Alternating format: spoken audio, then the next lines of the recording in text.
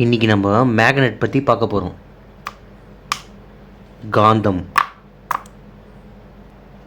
காந்தத்துக்கு metal attract பண்ணுற power இருக்குது, மேக்னெட்டுக்கு metals attract பண்ணுற பவர் இருக்குது.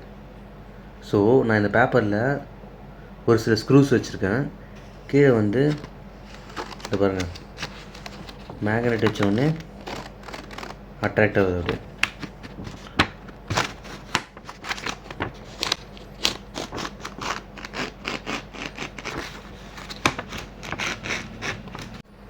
மேக்னெட்டு மெட்டல்ஸை அட்ராக்ட் பண்ணும், காந்தம் உலோகங்களை ஒரு சில உலோகங்களை அட்ராக்ட் பண்ணும். பார்த்தீங்களா? இந்த ஸ்க்ரூ வந்து ஒரு இரும்பு, காந்தம் ஈஸியாக ஒரு இரும்பை அட்ராக்ட் பண்ணுது. பொதுவாக காந்தங்களுக்கு 2 துருவம் இருக்கும். ஒன்று வட துருவம், தென் துருவம், north pole south pole. மேக்னெட்டுக்கு 2 poles இருக்கும், நார்த் போல் சவுத் போல். இதில் ஒரே மாதிரி இருக்கிற துருவம் வந்து ரிப்பல் ஆகும், அட்ராக்ட் ஆகாது. அதே ஆப்போசிட்டாக இருக்கிற துருவம் வந்து வேறுபட்ட துருவம் வந்து அட்ராக்ட் ஆகும்.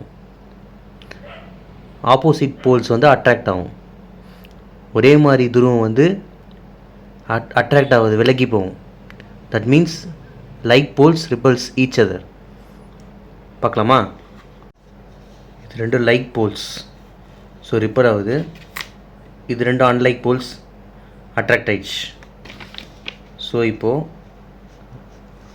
பாருங்கள், லைக் போல்ஸ் ரிப்பல் ஆகுது, விலகி போகுது. அதே அன்லைக் போல்ஸ்னால் அட்ராக்ட் ஆகுது. பார்த்தீங்களா? லைக் போல்ஸ் ரிப்பல் ஆகுது, அன்லைக் போல்ஸ் அட்ராக்ட் ஆகுது. இந்த மேக்னெட்ஸ்குள்ளே இருக்கிற சயின்ஸ் எவ்வளோ இன்ட்ரெஸ்டிங்காக இருக்குது, சுவாரஸ்யமாக இருக்குது, மேஜிக்கலாக இருக்குது. பிடிச்சிருந்தா லைக் பண்ணுங்கள், ஷேர் பண்ணுங்கள், சப்ஸ்கிரைப் பண்ணுங்கள், சப்போர்ட் பண்ணுங்கள் கைஸ். தேங்க்யூ.